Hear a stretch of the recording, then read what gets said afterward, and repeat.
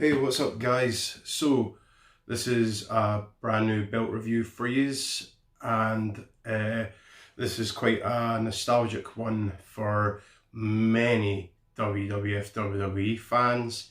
I'm just gonna get right into it here. This championship was brought out in early 1988.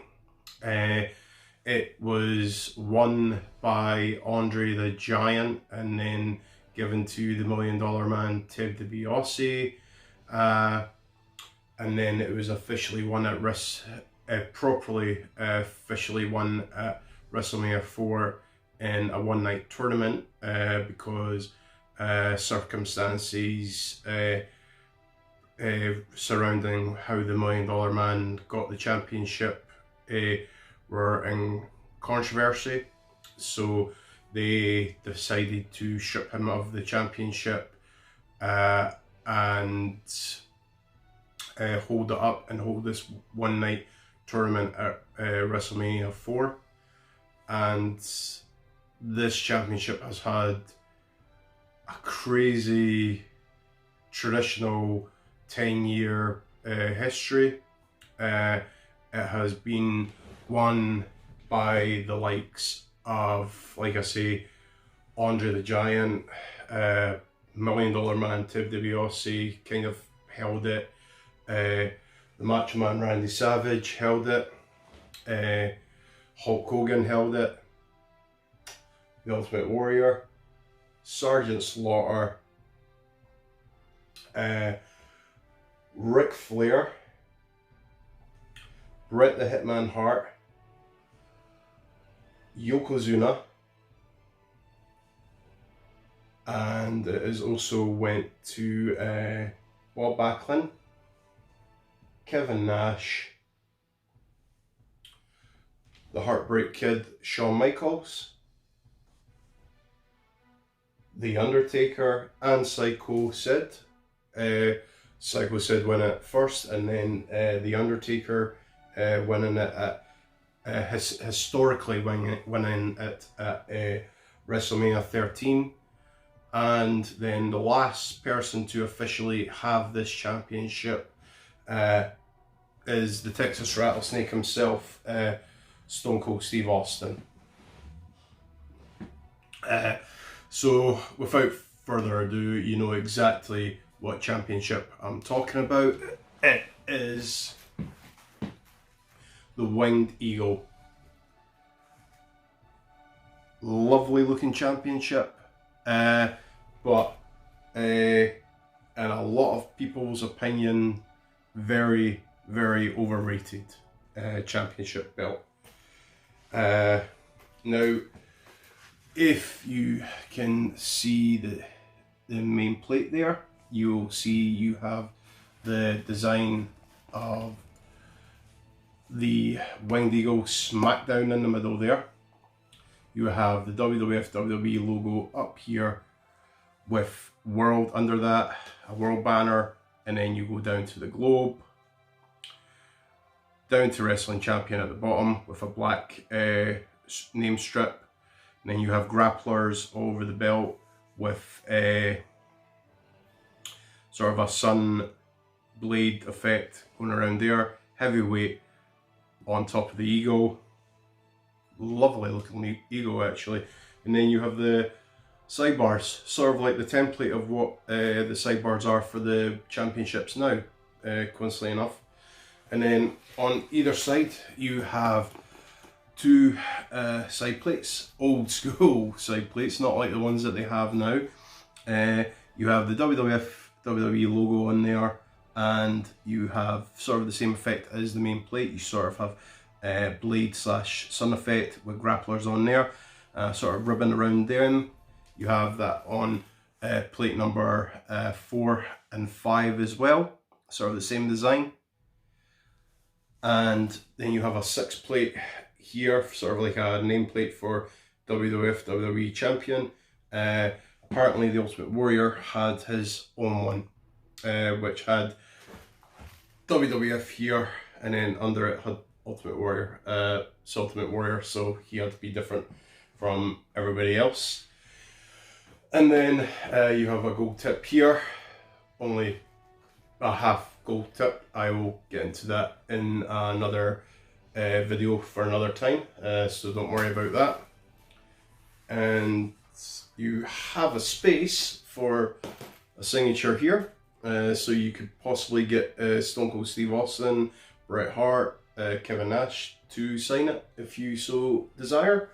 And you sort of have a sort of flowery ribbon effect at the bottom of the strap here. And then on the back, you guys know I like doing this part. It is, you do not have the Illuminous trademark WWF WWE flasher here. That is because this belt is a bootleg. Like I say, another video for another time, so don't worry yourselves about that. I will do that belt video right after this, so don't worry about it. Now, this championship has got a crazy history. Like I said at the start of the video, it was won by Andre the Giant when he beat Hulk Hogan, and then $1 Million Man Ted DiBiase, who had just come back to the WWE with his brand new gimmick as $1 Million Man. The storyline was that he had actually bought the belt off Andre the Giant. It was a case of money talks and BS walks. But the officials of the World Wrestling Federation didn't want the championship done like that, even though as times went on, we know they changed their minds on stuff like that, but hey ho, they were being traditional at the time. So I think it was an 18-man tournament, was WrestleMania 4? 18-man tournament. You can comment below and correct me on that, and we'll find out, or I'll probably find out at the end of this video and do the research myself, but I'm positive it's 18. So this was won by the Macho Man Randy Savage at WrestleMania 4, and if you have watched WrestleMania 4, you'll know this historical picture with him hoisting Miss Elizabeth up on his shoulder. Great shot. Great win for Randy Savage. That was this was just Randy Savage coming off his heel run as the Intercontinental Champion, and now becoming the World Wrestling Federation Champion, and they decided to make him a face and put it on him for a year. So, and his belt was different too, because his championship was one of the first Velcro WWF WWE championships, where traditionally you have sort of like snap boxes straps. He had a Velcro strap because it was more comfortable.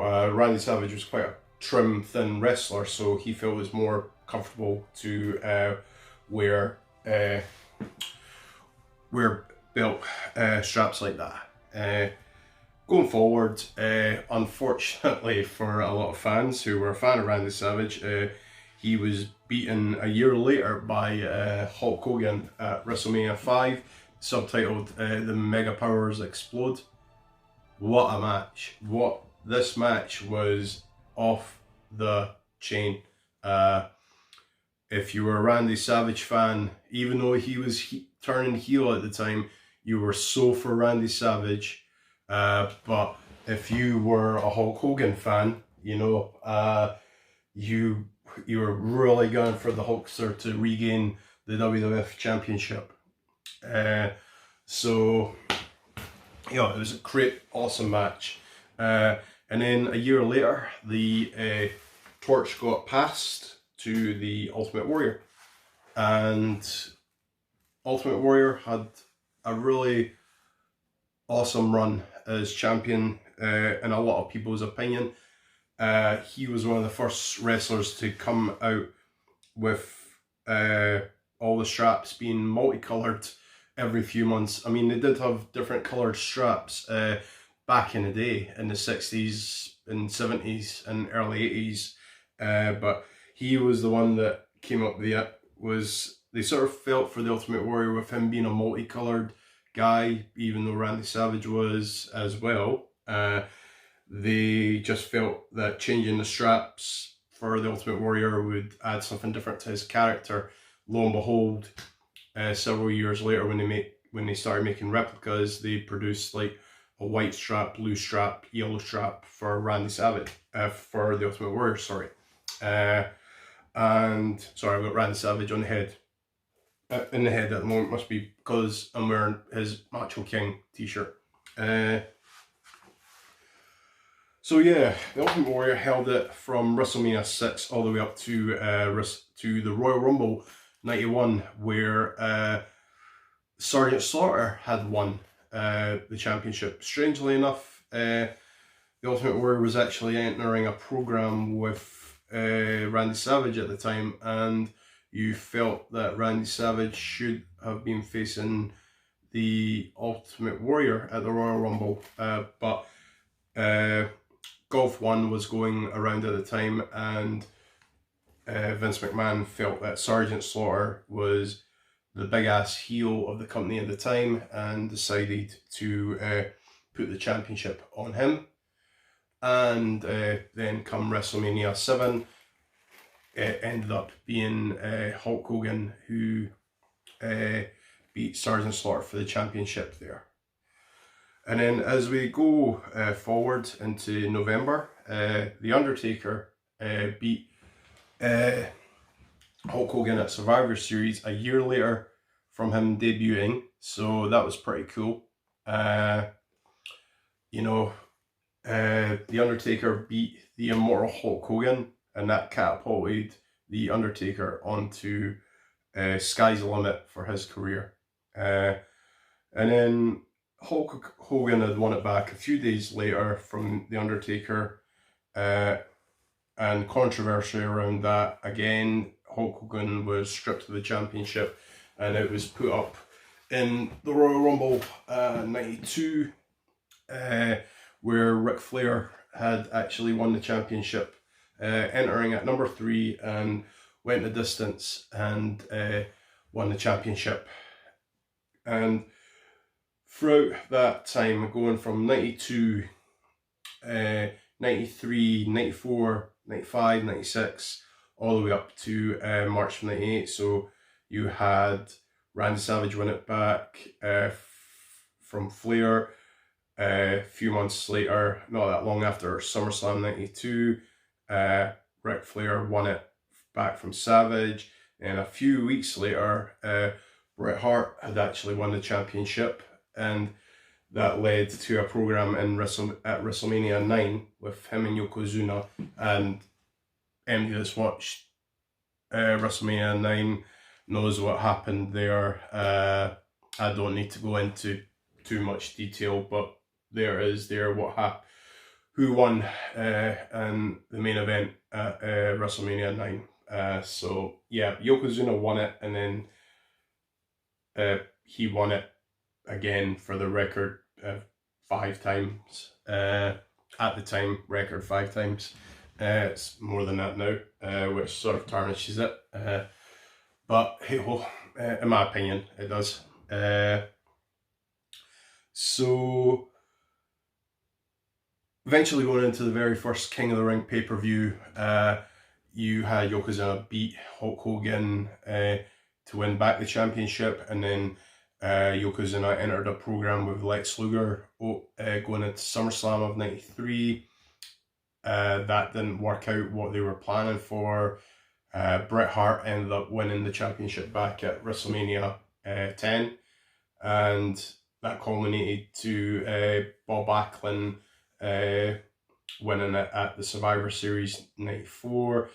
But just fun fact, Bret Hart's reign in 94 from WrestleMania 10 to the Survivor Series 94, one of the greatest championship reigns in WWF WWE history.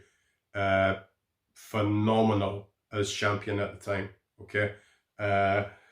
And then a few days later, which was meant to be Shawn Michaels' ball to play with, but somehow Kevin Nash got handed the ball, and Kevin Nash ended up beating Bob Backlund in Madison Square Garden in 8 seconds for the WWF WWE Championship. And Kevin Nash held this for a full, more or less a full year. And that was not kind of like the best reign. You go from a great reign that Bret Hart had in '94 to a sort of mediocre, okay one for Kevin Nash. I think it was just because the fans were getting bored of the big men having the championship. You know, you go from athletic guy like Bret Hart to somebody the size of Kevin Nash, and a lot of people hate on Kevin Nash by saying he was like 5 or 6 moves. You know, his matches were always the same, but then again, so was Bret Hart's matches, a lot the same. If you watch his moveset, sorry. And then going into Survivor Series '95, Bret Hart won it back, transitioned to Shawn Michaels winning it for the first time at WrestleMania 12, which turned into to be one of the greatest WrestleMania matches of all time, and in my opinion, my favourite WWF Championship match of all time. Completely my opinion. You have your own opinion, please comment below. And then Shawn Michaels had a great run. Keep in mind, they are going head to head with WCW at this point during the Monday Night Wars. So Shawn Michaels was the WWF champion at the time when business was really hard for the WWF WWE, and he lost it against Psycho Sid at Survivor Series '96. That sort of transitioned to Bret Hart regaining it in a way at the February pay-per-view, but also prior to that, Shawn Michaels had won it back, but Shawn Michaels didn't want to face Bret Hart at WrestleMania again. This was around about the time that Shawn Michaels was being sort of like a crybaby and didn't want to play ball. This happened a lot with Shawn Michaels in the '90s as well.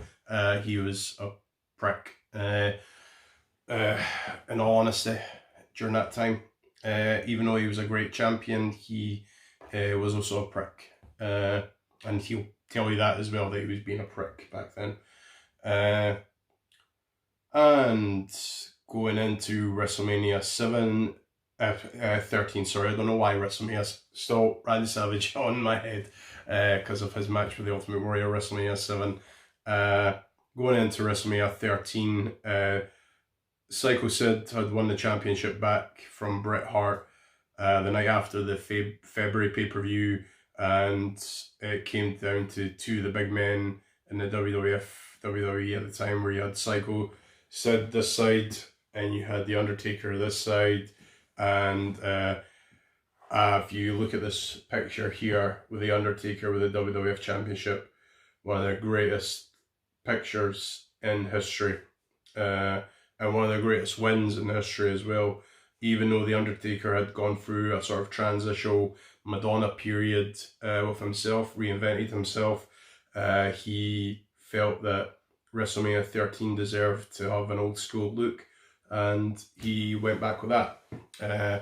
So one of my fondest memories as a kid was seeing The Undertaker win the WWF Championship at WrestleMania. Great run, going all the way up to SummerSlam. He was beating everybody who laid in front of him. Bret Hart beat The Undertaker at SummerSlam, so he became, at the time, the only 5-time champion. That was controversy as well, and that led up to Survivor Series, where I don't need to go into details about this event. Everybody knows what happened there. Shawn Michaels walked away the championship, and Bret Hart, well, you know the rest. So that led to WrestleMania 14, where Shawn Michaels was going against the Texas Rattlesnake, Stone Cold Steve Austin, for the championship. And also Mike Tyson came into play too, which was big for the WWF, WWE at the time. Huge, in fact.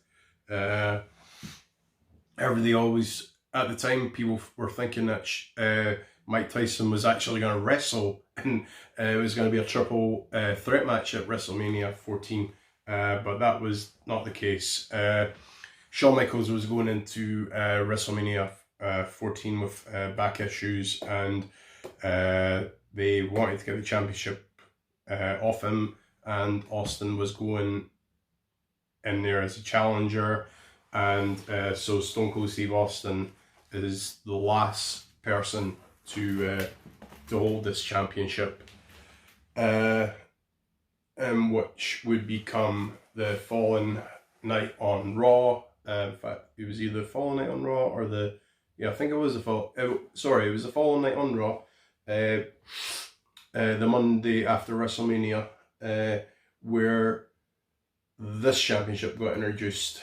I've already done the review on this championship, so you know exactly what it is I'm talking about.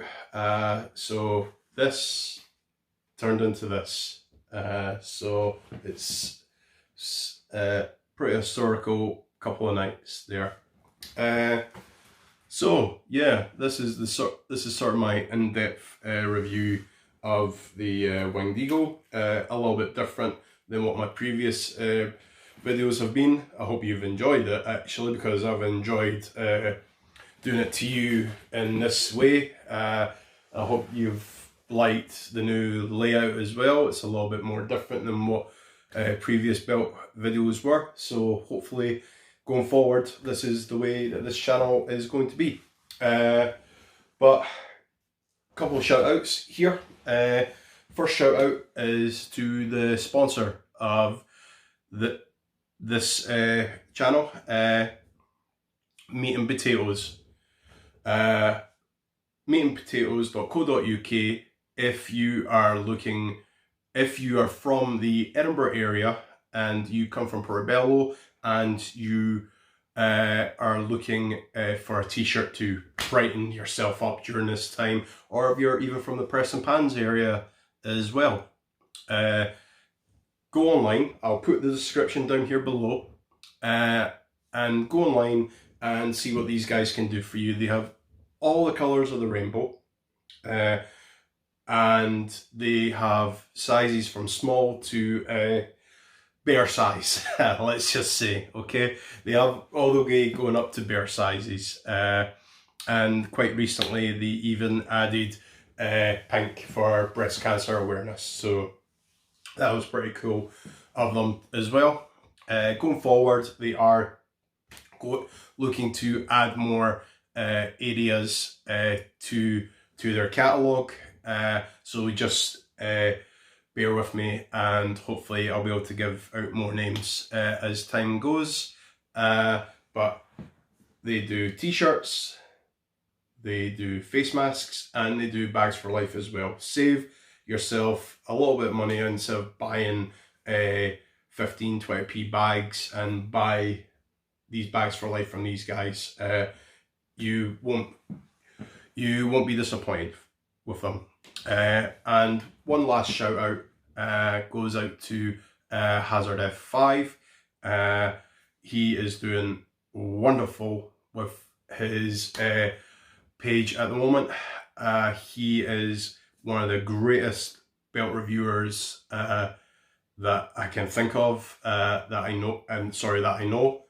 So go check out his page. Put in the description down here. Check out his page, and what we're trying to get across to folk at the moment is, if you are a fellow belt collector like ourselves and you're interested in this, and by all means it's entirely your own perspective or your own call if you want to do this or not, get in touch with Hazard F5, and he is more than happy to do a belt review for you. Whether you send him your own championship or you send him pictures, he will quite happily give you as detailed a review as he can. So get in contact with him and see what happens. Maybe he'll put your championship up on his page and give you a shout out, you know. But great guy. I can't fault him. And like I say, totally trustworthy. You will get your belts back if you send them to him. So yeah, give him a shout out. So thanks for watching, guys. I hope you've enjoyed this brand new look for my channel. And as always, as I always say this to you all by now, stay safe, stay awesome, and take care, guys.